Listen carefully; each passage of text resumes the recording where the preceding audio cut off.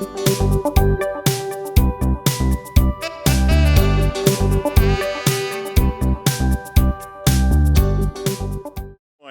afternoon. Welcome to Bradenton, Kiwanis. This time, if I can have Mike McCoy come up and give us our invocation, and then we'll do our pledge and sing My Country 'Tis of Thee. Yeah, come on down. Let's pray. Dear Heavenly Father, Lord, thank you so much for this day. We want to thank you for the food and for the folks that prepared it and served it to us. We want to thank you for all the Kiwanians that are here and the service they provide to our community, being your hands and feet in Manatee County. I want to thank you so much for the guests that you've brought here and for our speaker. And we just pray that you continue to guide us and guide our country in the way that you will have us go. And it's in Jesus' name we pray. Amen. Amen. Thanks, sir. I pledge allegiance to the flag of the United States of America and to the republic for which it stands, one nation, under God, indivisible, with liberty and justice for all.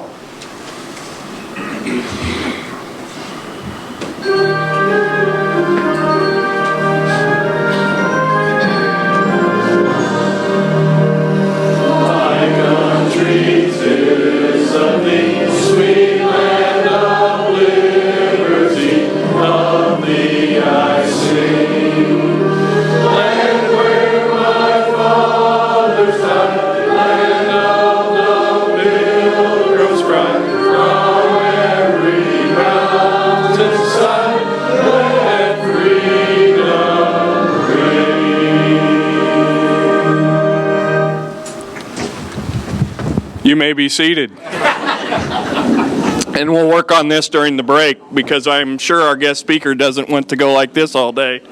All right, everybody, as you know, at the gala,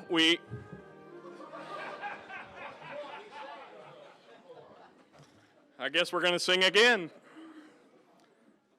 At the gala, we brought forward to you an idea of a playground. That night, we got sticker shocked into a potential of $1.8 million for that playground, and we provided pictures and other items for that. We decided to go back to the drawing board as a committee, looked at a different vendor and a local vendor that was also on the county's list.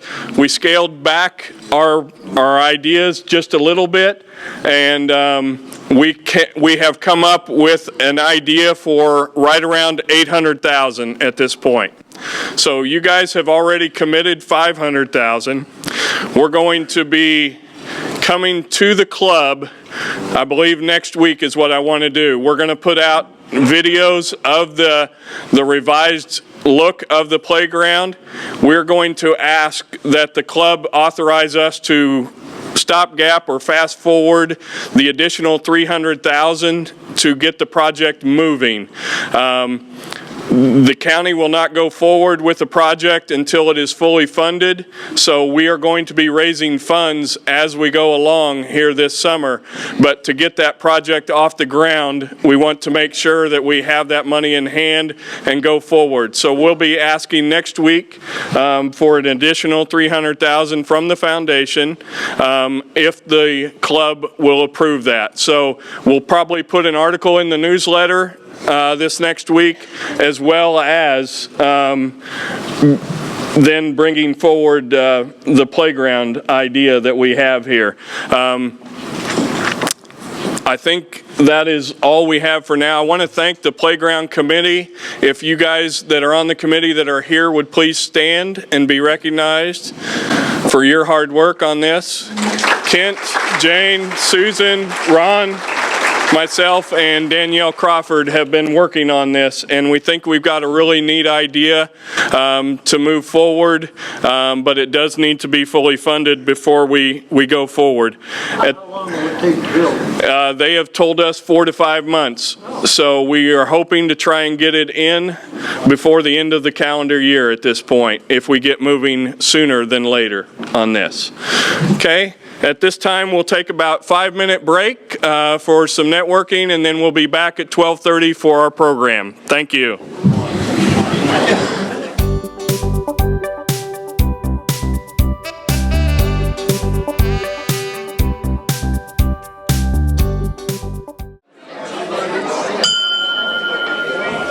Welcome back, everybody, and we'll get the program piece of our going at this time.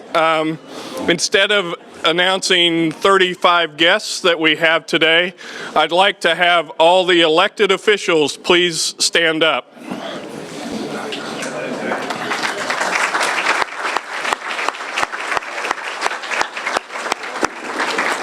Okay, now, if you are a guest, I want you to now stand up. If you're just a guest, not an elected official.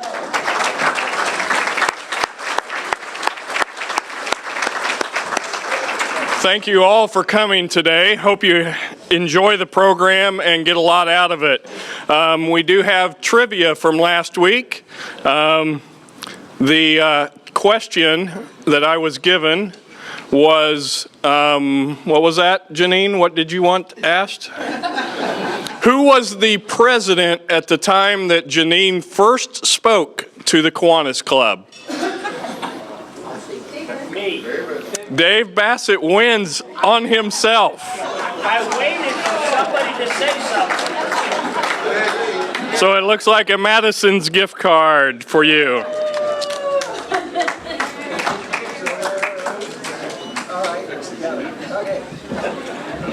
Okay, at this time, we are on our 95th year of history of our 100 years, so we're getting close to the end.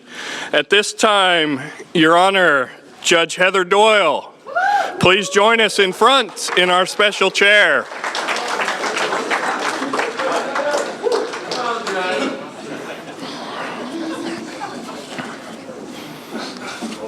Is this really necessary? It is very necessary.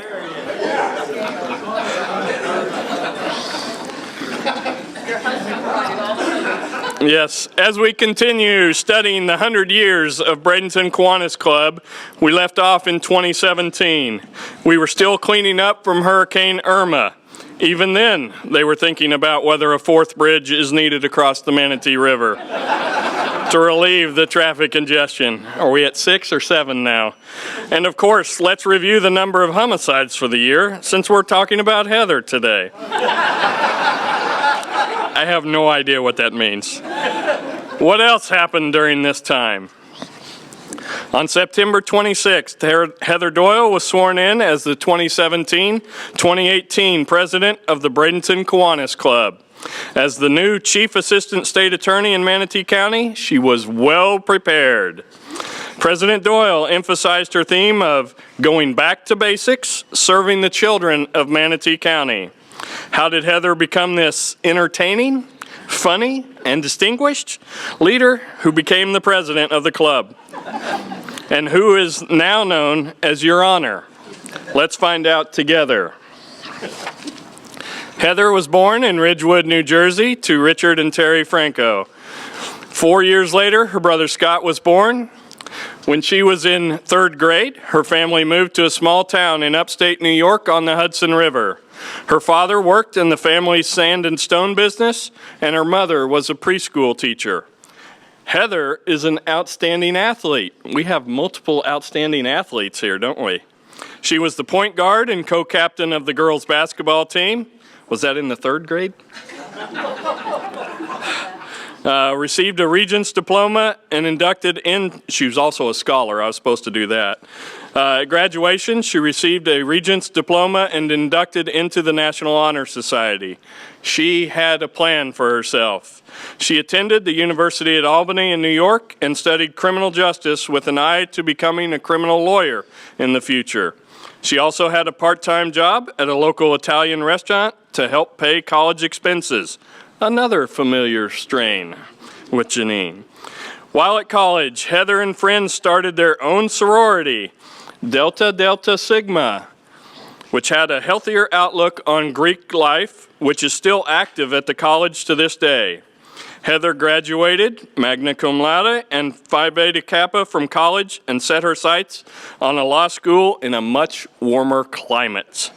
Her two important requirements were to be near the beach, and then a secondary, I guess, have a good trial advocacy program. Not sure why that one goes second.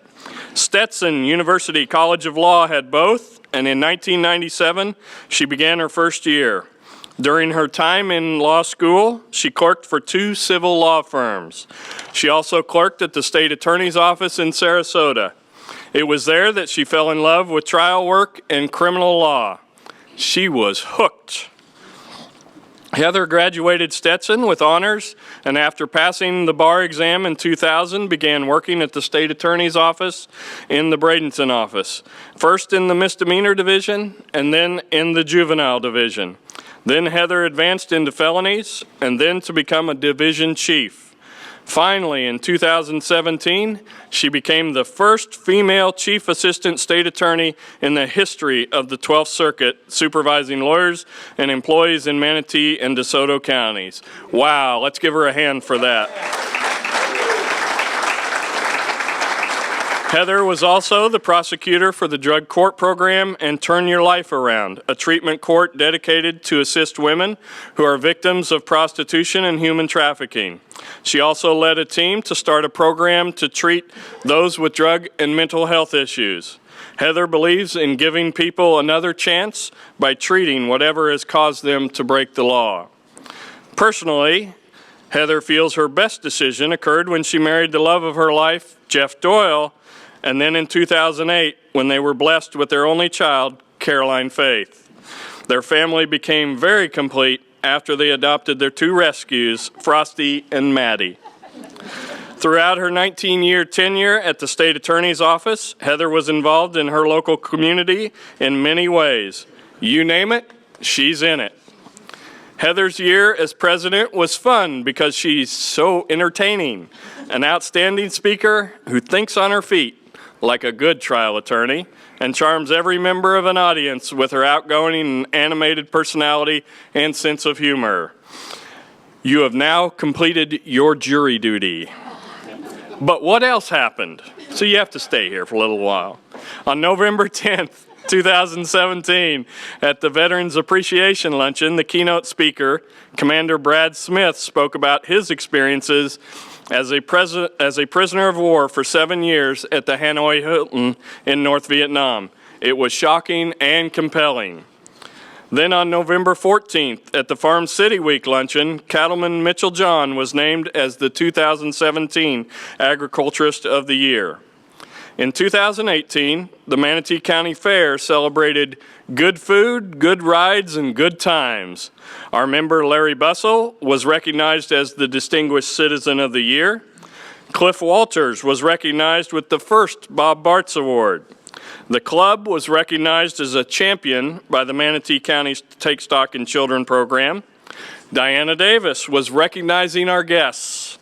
Bob Sweat was talking to us about the history of the club. And Tom Mosley was still showing us the video of the week. The club sponsored the fishing tournament on May 12th. Many members came out to work for the Food Bank of Manatee County and the Kids Against Hunger program. All was good. On March 10th, club members and the Key Club volunteers met at Pace Center for Girls and worked that Saturday morning doing landscaping and painting offices and classrooms. Throughout the year, the club hosted interesting and exciting programs each week. At the first meeting, grants were given in the amount of $289,680 to 7 organizations helping children. Thank you for that. Sheriff Rick Wells gets a mention. Sheriff Rick Wells talked about how he is changing the zones for patrolling Manatee County. Children's author Harvey Oyer III talked about his book series, The Adventures of Charlie Pierce. 12th Circuit Court Administrator Kim Miller talked about the benefits of dog therapy in court and introduced several dogs to the audience. Jeff Podobnik talked about the 10th year anniversary of the Bradenton Marauders baseball team in Manatee County. And finally, Pam Hahn from Hope for Communities talked about the success of the program in Sarasota and the plans for Manatee County. It's getting close to the end. On Saturday, March 23rd, over 100 members and guests of the club attended the club's 95th year anniversary at Kiwanis Hall. The theme of the gala was the Roaring '20s, with most people dressed up. That was a lot of fun. On August 4th, over 100 members of the club and several hundred other volunteers arrived at Lecom Park at 6 a.m. to prepare for the hundreds of children to take part in the 8th Christmas in August. We're not finished yet. After Heather's term as president ended, she stayed involved as ever in the club and in the community. But professionally, her life changed big time. After Judge Doug Henderson retired, on July 26, 2019, Governor Ron DeSantis appointed her as the new Manatee County judge. Now, finally, an entertaining judge.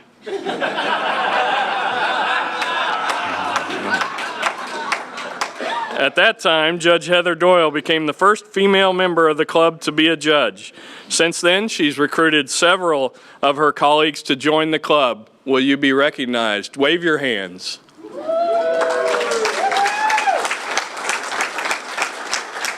Thank you, Your Honor, for all you do for the club and the community. Join us next week when we talk about 2018-2019. Am I done? Who was the president?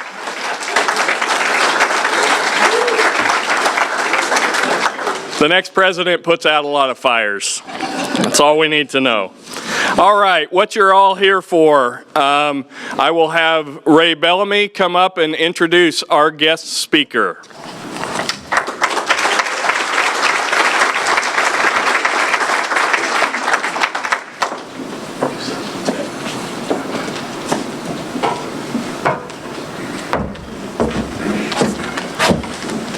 Thank all of you for being here today. And I just want to tell you that the guy that I know was a serious academic guy. And I just want to share a couple of things with you that are paramount in my mind as it relates to him. Well, he was a freshman and was on the elevator. And of all the classes someone would enroll in, he enrolled in French. And him and Henry Radford they was just speaking French in the elevator, and no one knew what they were talking about. And I never asked him, and I want to ask him now, did you pass that class?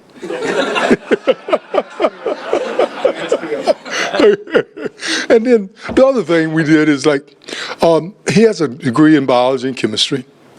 Well, we did a research project on the spider crab. And we had a friend that lived down in the Florida Keys named Dave Makepeace. And we went down there and we was doing this research, and it was a spider crab, and he was latched on the bridge. And I'm talking about, if you know anything about a spider crab, they're very strong, but we didn't know how strong. And we were in the water, and we went up there, and we took turns trying to pull this spider crab. It was a big one. And we was trying to pull him off of that bridge, and we couldn't do it. And I was like, okay, what are we doing out here doing spider crabs? And then he was snorkeling, and a barracuda came up. We wasn't snorkeling in very deep water, so when the barracuda came up, Burgess stood up and walked out of the water. That's it. So getting up and going to class, sometimes so serious, made me uncomfortable, because he was always serious about what he was doing and committed. I think Burgess is probably one of the only football players. He may have had a perfect attendance to class because he went to class every day. A friend, a humanitarian, a team player, and an outstanding leader. I present to you Burgess Owens, and all the things that come along with him you'll enjoy. Welcome, Burgess Owens.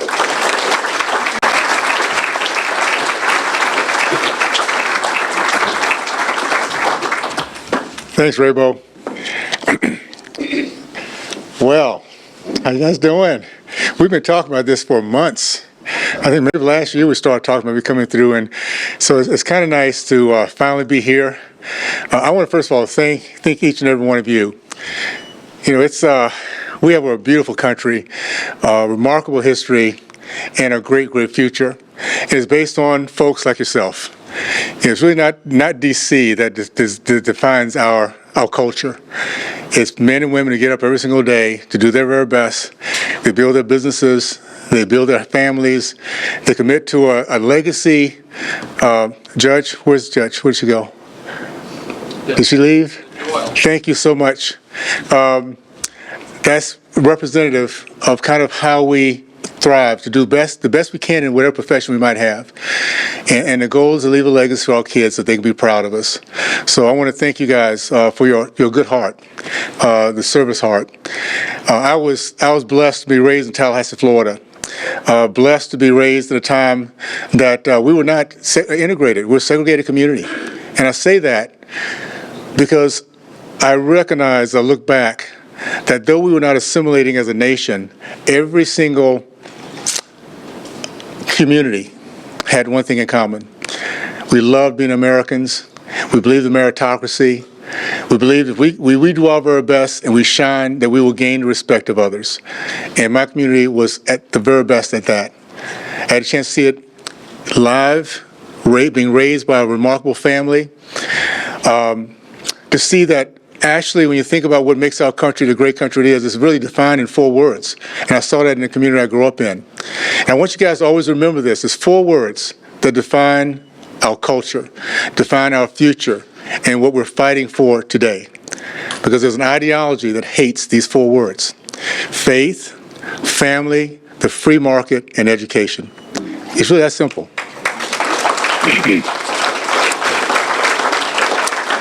And for many of us, we know what that looks like. We grew up in communities with moms and dads, and communities where we learned to respect each other. My dad was typical of that generation. He went to World War II. He came back very, very proud of our country. Very, very proud of his fellow Americans who fought in that war, who sacrificed, and took advantage of the GI Bill. I found something out after he passed away because, again, it was interesting. That generation didn't sit around, didn't have time to be victims. They just didn't have the time, the space, could care less. And so came back from World War II, grew up in Texas, and in those days, Jim Crow could not get a postgraduate degree. He just couldn't get it down south. And I ran across this box of letters when he passed away that he never brought out, never talked about. Just thank goodness I was the one that was kind of putting things together, and I ran into it. Rejection letters from colleges across the country, of colleges he was trying to get his postgraduate degree. And it was all about color, no question about it. Again, that generation was one that says very simply, tell me I can, and we'll show you how I can. I'll work through it. I never complained. No, I never said a word about how tough it was. He continued until he got an acceptance to Ohio State, where he got his PhD in agronomy. His older brother got his PhD in the same college in economics. And they both went on to be college professors for 40 years, entrepreneurs. They loved their communities. They gave back to their kids. My dad would bring young kids who didn't have the means down to Orlando, to Disney World, just so they could experience and see a different vision. It was a community that believed in those 4 tenets. And being educators, they did everything they could to see the light of knowledge and ability to think come in their eyes of their kids. When I was 16 years old, again, had not at this point met any white Americans. Mom and dad took a summer, packed 5 kids up in a white Chevy station wagon, no seat belts, no AC. And we took off from Tallahassee, Florida, pulling a pop-up tent from Tallahassee to California, to Canada, back to North and South Dakota, and hit every single national park there was along the way.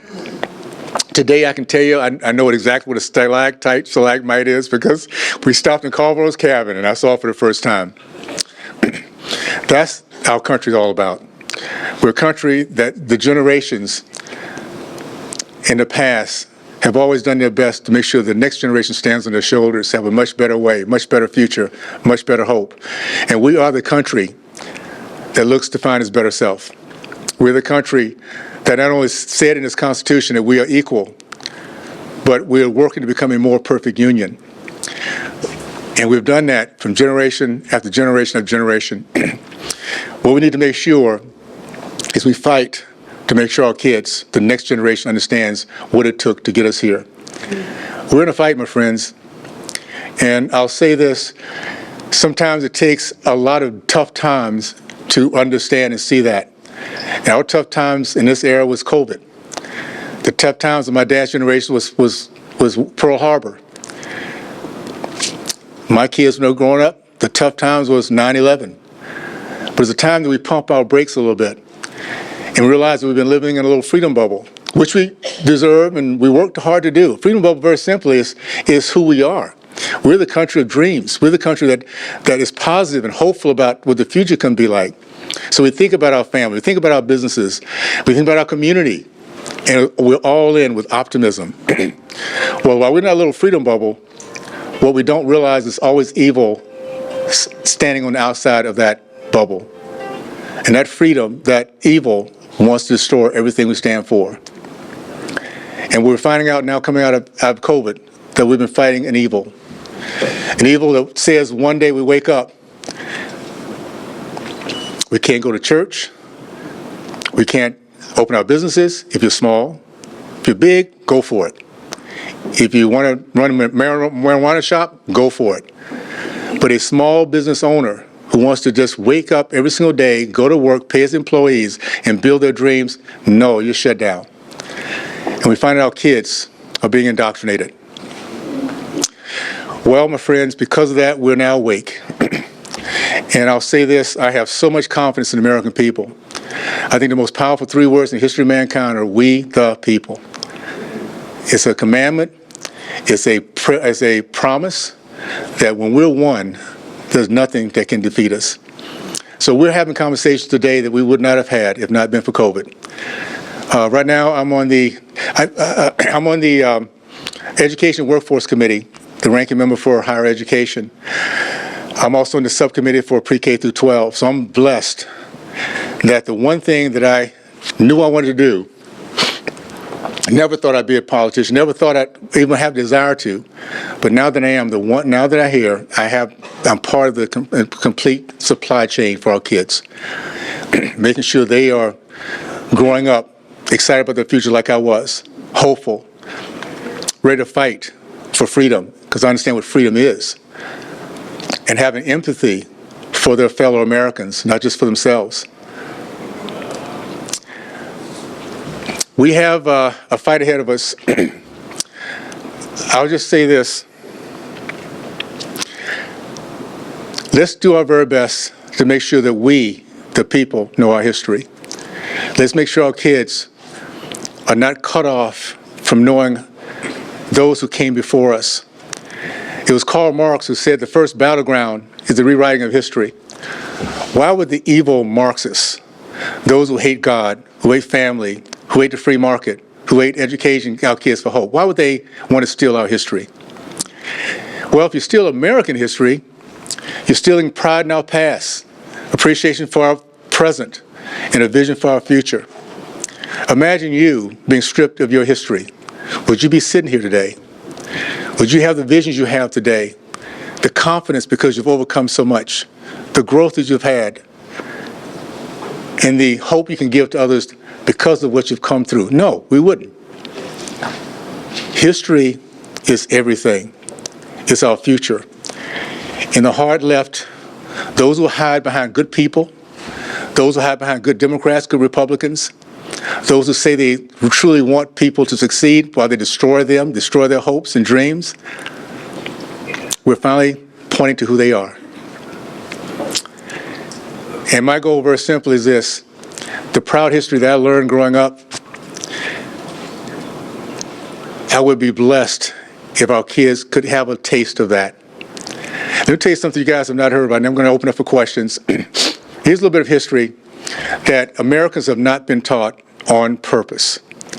Because if you're taught this on purpose, you recognize this country is fair to anyone who comes here and works and never gives up, that treat people right, that do their best to follow the Ten Commandments, that understand there's a responsibility, there's a commitment to being successful for those around us.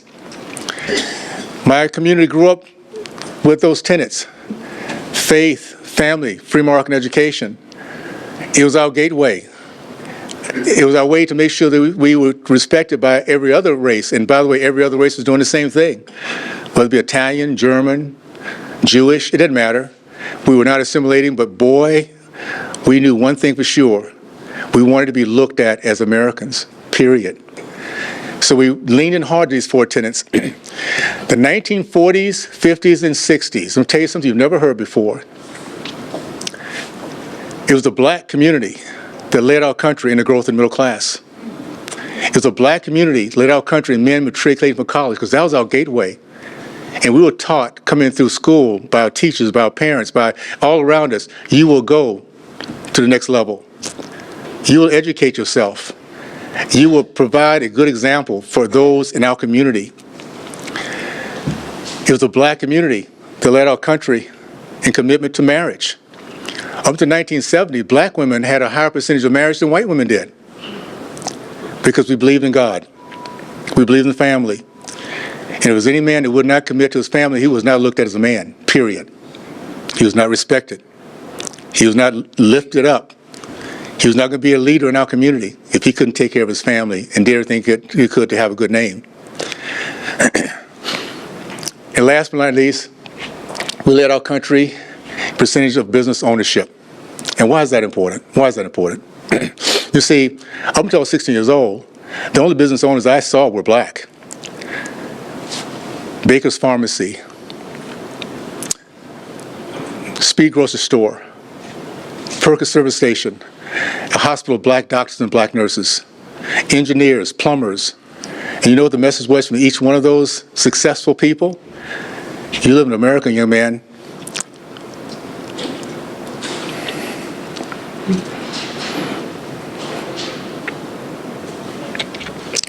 You can achieve anything you want to if you dream, you work, don't feel sorry for yourself when you fail, get back up and keep going. Okay? And so that community, and that was only Tallahassee, but it was across our country.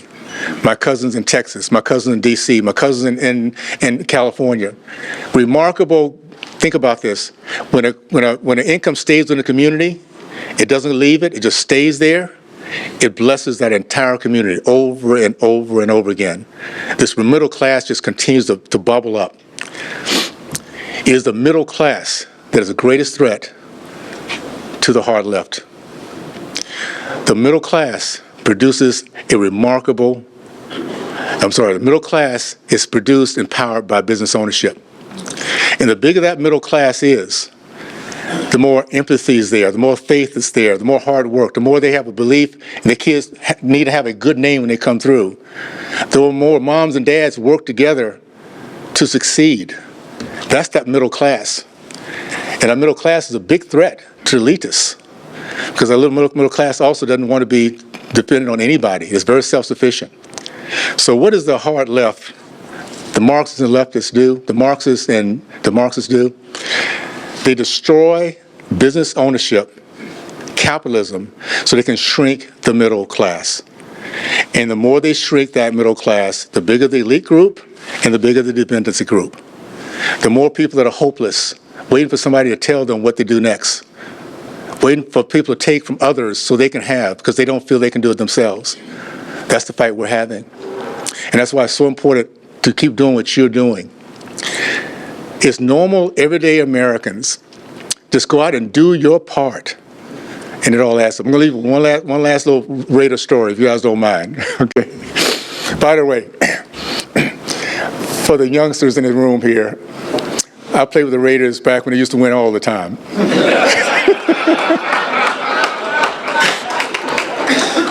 This is Henry Lawrence.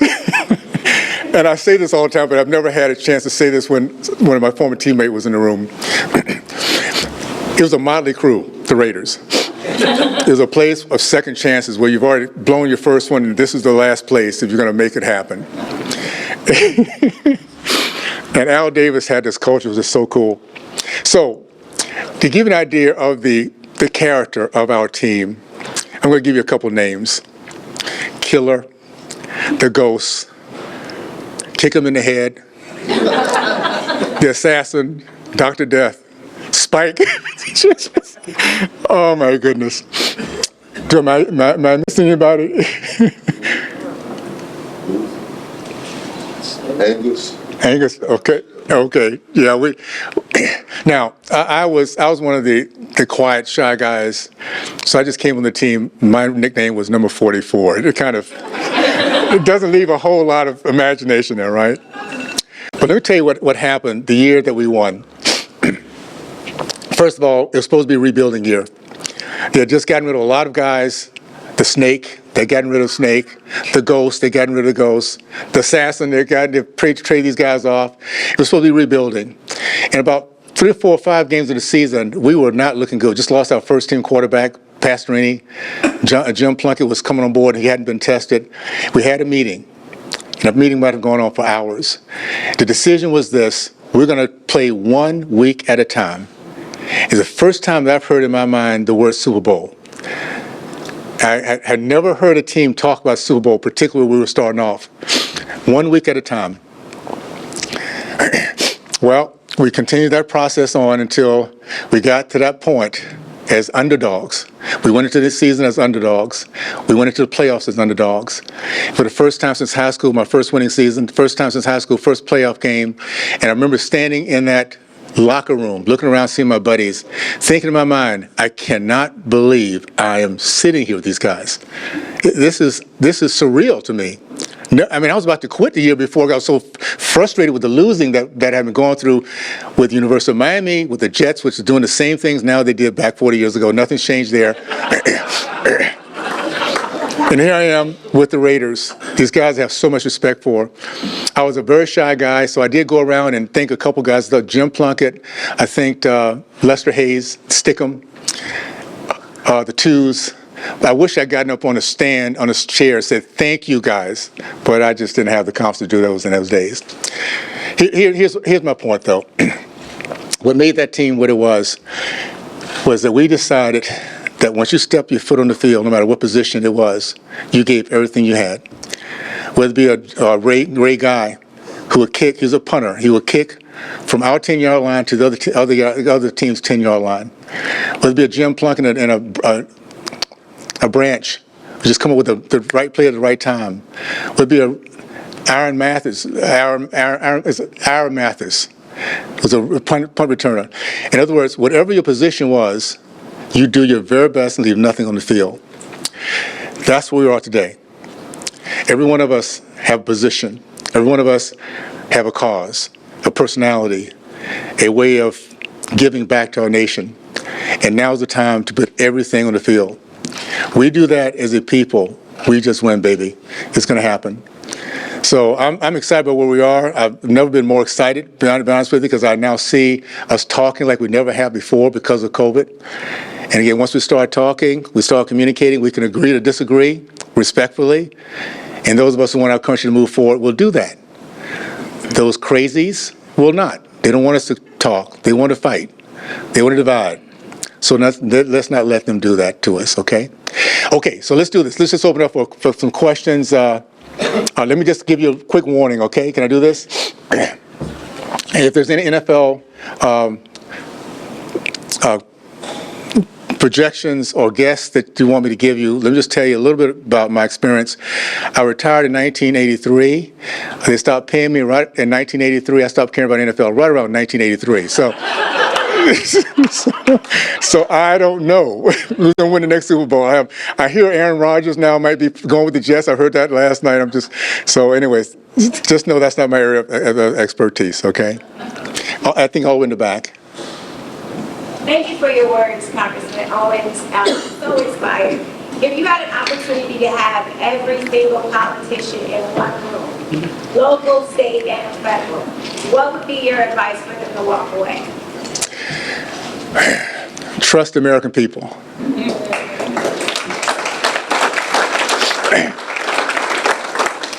We have, unfortunately, too many politicians who think they know it all, who think they can micromanage everything, when the actual power comes to we the people. And we need to be able to message that in our legislation, in our time to voice, and then let the American people stand up and do what they do best. We need to educate the American people of where we are today. What are the concerns? What are the threats? And what are the opportunities? And let the American people, particularly now, that we realize something's going to arrive, my friends. This country is going a little nuts right now. I mean, nuts. Jeez. I'm going to be honest with you guys. I never thought in my wildest dreams we would be wondering if I can define a man or woman ever in my life. And I happen to be one that stands very strong on this one. I don't see how any guy can look at himself in the mirror and feel anything but shame if he takes a woman's position and think he did it on his own because he's some special guy.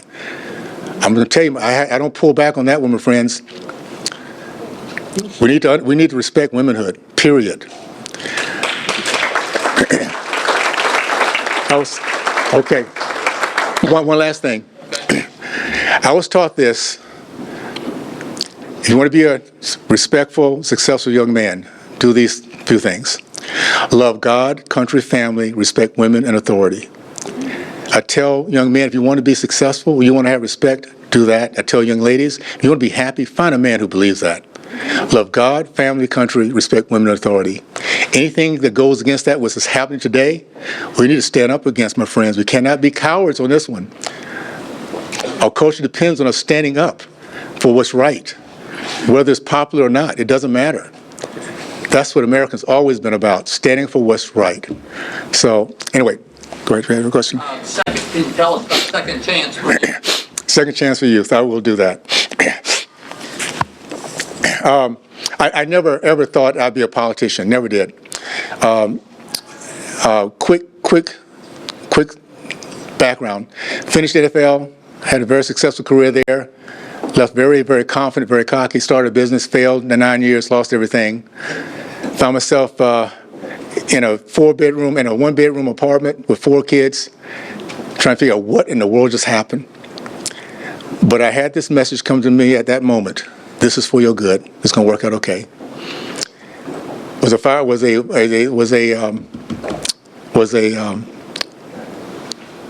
chimney sweep, security guard for a brief few months. And a little bit after that message came to my mind, a few months later, I was in corporate sales, which I did for the next 25 years. My goal at that point was to build a business and some kind of way give back to the kids I saw coming through that were not having the same opportunities I did. And I finally did that when I went out to Utah. So I started a program called Second Chance for Youth, working with at-risk kids coming out of the juvenile system. And I came to this conclusion one day: if our kids don't get changes in policies in D.C., they don't have a chance. They cannot read and write. They don't know our history.